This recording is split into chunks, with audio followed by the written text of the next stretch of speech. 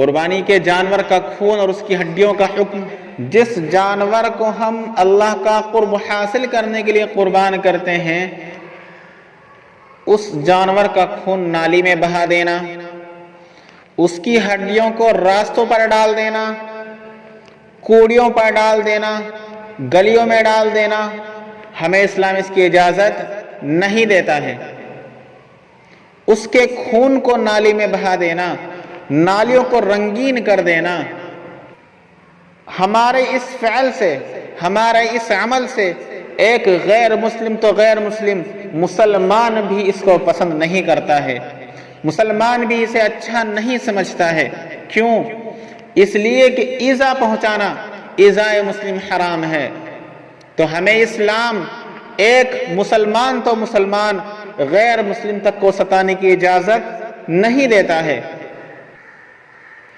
اور اس کی ہڈیوں کو کوڑیوں پر ڈال دینا، راستوں پر ڈال دینا اور سڑکوں کے کنارے پر ڈال دینا، بتاؤ وہاں سے ایک مسلمان بھی گزرے گا، وہاں سے ایک غیر مسلم بھی گزرے گا، وہاں سے ایک غیر مسلم تو غیر مسلم، مسلمان بھی وہاں سے گزرنا پسند نہیں کرے گا۔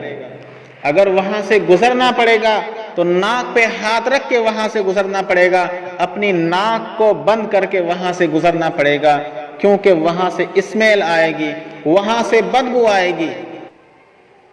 تو بتاؤ ہمارے اس فعل سے، ہمارے اس قربانی والے عمل سے ایک غیر مسلم کیا سبق لے گا؟ یقیناً وہ اس کو ناپسند کرے گا، یقیناً وہ ایک مسلمان کے اس فعل سے نفرت کرے گا۔ اس لیے ہمیں نہ تو خون کو نالی میں بہانا ہے، اور نہ اس کے فضلات کو، نہ اس کی ہڈیوں کو راستوں پر ڈالنا ہے، نہ گلیوں میں ڈالنا ہے، اور نہ کوڑیوں پر ڈال دینا ہے۔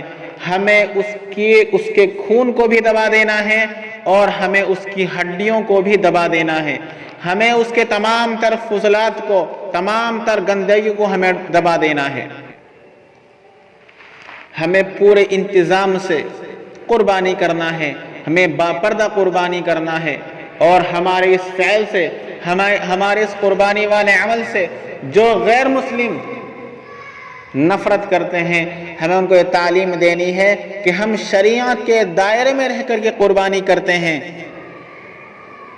ہم باپردہ قربانی کرتے ہیں۔ اور اللہ تبارک و تعالیٰ سے ہمیں دعا کرنی ہے کہ اللہ ہمارے اس عمل کو قبول فرمائے، ہماری قربانی کو قبول فرمائے۔